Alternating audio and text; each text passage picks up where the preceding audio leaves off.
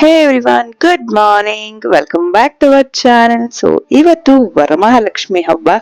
ಎಲ್ಲರಿಗೂ ವರಮಹಾಲಕ್ಷ್ಮಿ ಹಬ್ಬದ ಶುಭಾಶಯಗಳು. ಸೊ ಬೆಳಗ್ಗೆನೆ ಬೇಗ ಎದ್ದು ಬಾಗ್ಲು ಸಾರಿಸ್ಕೊಳ್ತಾ ಇದ್ದೀನಿ. ಸೊ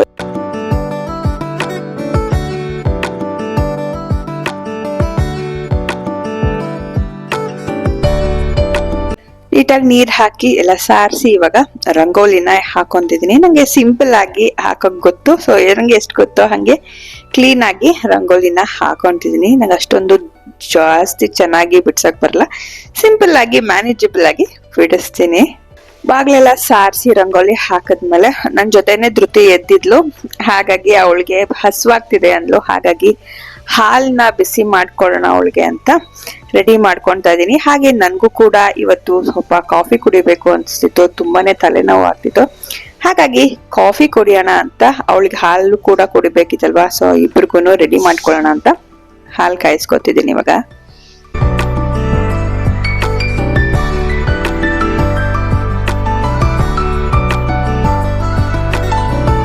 ಮಧ್ಯಾಹ್ನ ಸ್ವೀಟಿಗೆ ಹೈಗ್ರೀವ ಮಾಡೋಣ ಅಂತ ಕಡಲೆಬೇಳೆ ನೆನೆಸಿಟ್ಕೊಂಡಿದ್ದೀನಿ. ಸೊ ಈ ರೆಸಿಪಿನ ನಾನು ನಿಮಗೆ ಶೇರ್ ಮಾಡ್ತೀನಿ, ಯಾವ ರೀತಿ ಹೈಗ್ರೀವ ಮಾಡೋದು ಅಂತ. ಸೊ ಹಾಗಾಗಿ ಈ ಫುಲ್ ವ್ಲಾಗ್ನ ನೋಡಿ, ಓಕೆನಾ? ನೋಡಿ, ಬೆಳಗ್ಗೆನೆ ಬೇಗ ಎದ್ದು ಹ್ಯಾಪಿ ವರಮಹಾಲಕ್ಷ್ಮಿ.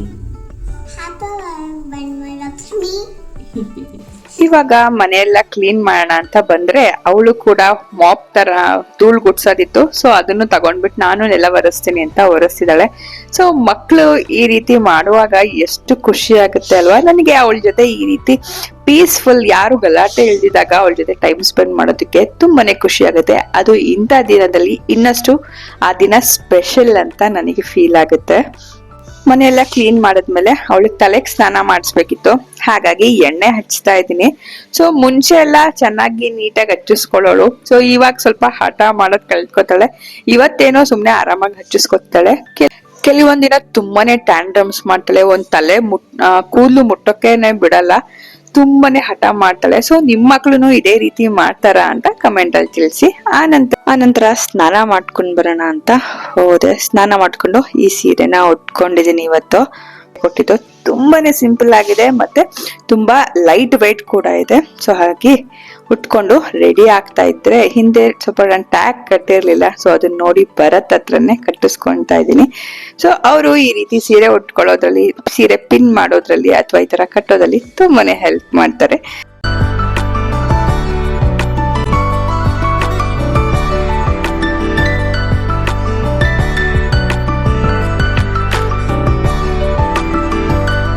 ಇವತ್ತು ಈ ಸಿಂಪಲ್ ಆಗಿರುವಂತ ಕ್ಯೂಟ್ ಆಗಿರುವಂತ ಸರನ ಹಾಕೊಂತಿದೀನಿ. ಇದು ತುಂಬಾ ಚೆನ್ನಾಗಿದೆ. ಸೊ ಇದು ನೀವೆಲ್ಲರೂ ಸಿಂಪಲ್ ಆಗಿ ಯಾವ್ದಾದ್ರು ಫಂಕ್ಷನ್ಗೆ ಹೋಗ್ತೀವಿ, ಈ ರೀತಿ ಹಬ್ಬದಲ್ಲಿ ಇದೆತ್ತ ಹಾಕೊಬಹುದು. ತುಂಬಾ ಚೆನ್ನಾಗಿ ಕಾಣಿಸ್ತಿದೆ ಅಲ್ವಾ.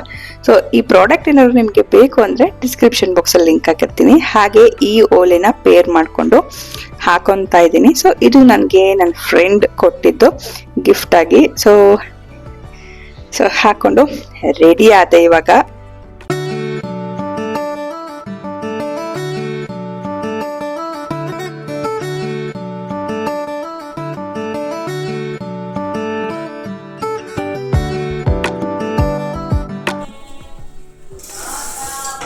ಸೊ ಫ್ರೆಂಡ್ಸ್, ಈಗ ರೆಡಿ ಆದೆ. ಸೊ ಬಳೆ ಒಂದು ಹಾಕೋಬೇಕು. ಹಾಕೊಂಡ್ರೆ ರೆಡಿ ಆಗಿದ್ದೀನಿ. ಸೊ ಈ ಸ್ಯಾರಿ ನನಗೆ ಹೇಗೆ ಕಾಣಿಸ್ತಿದೆ ಅಂತ ಕಮೆಂಟ್ ಮಾಡಿ ಹೇಳಿ. ಸೊ ಹೇಗೆ ಸುಮ್ಮನೆ ಸಿಂಪಲಾಗಿ ಹೆಂಗೆ ಬರುತ್ತೋ ಹಂಗೆ ಉಟ್ಕೊಂಡಿದ್ದೀನಿ. ಅಷ್ಟೊಂದು ಕ್ಲೀನಾಗಿ ಬರಲ್ಲ ನನಗೆ. ಸೊ ಬರೋ ಹೋಗಿ ಉಟ್ಕೊಂಡಿದ್ದೀನಿ. ರೆಡಿಯಾಗಿ ಇವಾಗ ಕಲಶ ಎಲ್ಲ ರೆಡಿ ಮಾಡ್ಕೊಂಡಿದೀನಿ. ಇವತ್ತು ಈ ಸರ ಹಾಕೋಣ ದೇವರಿಗೆ ಅಂತ ಹಾಕೊಂತಾ ಇದ್ದೀನಿ. ಸೊ ಪ್ರತಿ ವರ್ಷ ಈ ರೀತಿ ಮಾಡಲ್ಲ, ಈ ವರ್ಷ ಈ ತರ ಮಾಡ್ಬೇಕು ಅಂತ ಅನಿಸ್ತು ನನ್ನ ಮನ್ಸಿಗೆ. ಹಾಗಾಗಿ ಇದನ್ನ ಈ ರೀತಿ ದೇವರಿಗೆಲ್ಲ ಅಲಂಕಾರ ಮಾಡಿ ಹೂವೆಲ್ಲ ಇಟ್ಟು ಇವಾಗ ದೀಪ ಹಚ್ಕೊಂಡು ಪೂಜೆನ ಸ್ಟಾರ್ಟ್ ಮಾಡಿದೆ.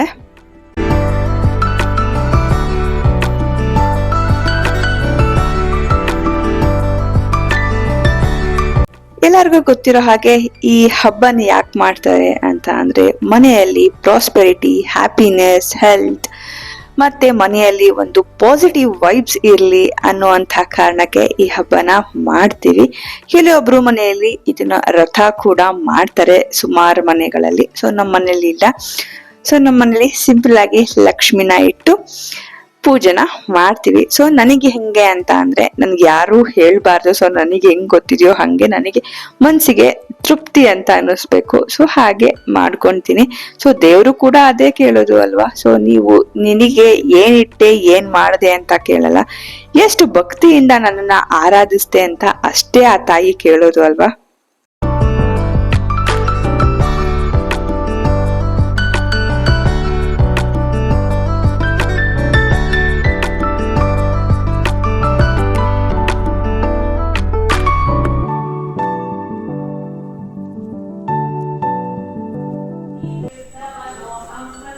ನೋಡಿ ನಮ್ಮನೆ ಪುಟ್ಟಲಕ್ಷ್ಮಿ ರೆಡಿ ಆಗಿದ್ದಾರೆ. ಹೇಗೆ ಕಾಣಿಸ್ತಿದ್ದಾರೆ ನಮ್ಮ ಪುಟ್ಟಲಕ್ಷ್ಮಿ ಕೇಳು.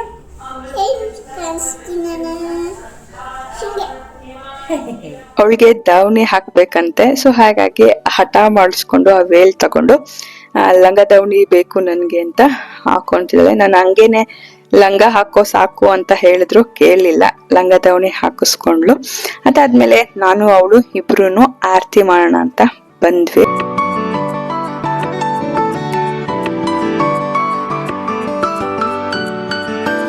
ನಾನು ಆರತಿ ಎಲ್ಲ ಮಾಡೋಷ್ಟೊತ್ತಿಗೆ ಕರೆಕ್ಟ್ ಆಗಿ ಓನರ್ ಆಂಟಿನೂ ಬಂದ್ರು. ಸೊ ಅವ್ರಿಗೂ ಕುಂಕುಮ ಕೊಟ್ಟು ಎಲ್ಲಡ್ಕೆ ಕೂಡ ಕೊಟ್ಟೆ. ಫ್ರೆಂಡ್ಸ್, ಪೂಜೆ ಎಲ್ಲ ಆಯಿತು. ಪೂಜೆ ಮಾಡಿ ಆರತಿ ಮಾಡಿ ಮತ್ತು ಕುಂಕುಮ ಕೊಟ್ಟು ಸೊ ಇದೆಲ್ಲ ಆಯಿತು. ಸೊ ಇಷ್ಟೇ ಸಿಂಪಲ್ ಆಗಿ ವರಮಹಾಲಕ್ಷ್ಮಿ ಮಾಡಿದ್ವಿ. ಸೊ ಧೃತಿ ಬಂದಿದ್ದಾರೆ ಇಲ್ಲಿ. ಸೊ ಅವಳು ಫೋಟೋ ಎಲ್ಲ ತೆಕ್ಕೊಂಡು ಬಟ್ಟೆ ಚೇಂಜ್ ಮಾಡಿಕೊಂಡು ನನಗೆ ಬರೋದಕ್ಕೆ ಕಾಫಿ ಮಾಡ್ತಾ ಇದ್ದೀನಿ. ಸೊ ಬೇಗ ಅಡುಗೆ ಮಾಡಬೇಕು.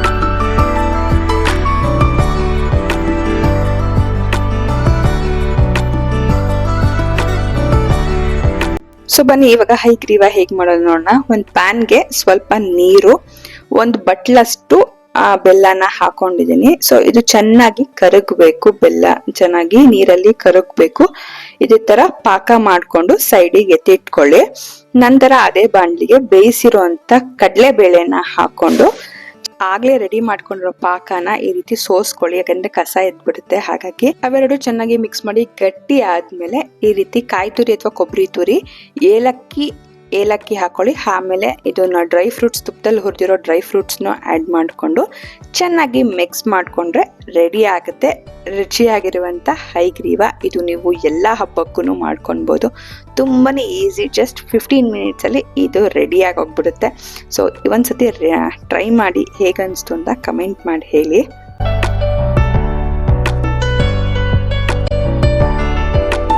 ಅಡುಗೆ ರೆಡಿ ಆಗಿದೆ.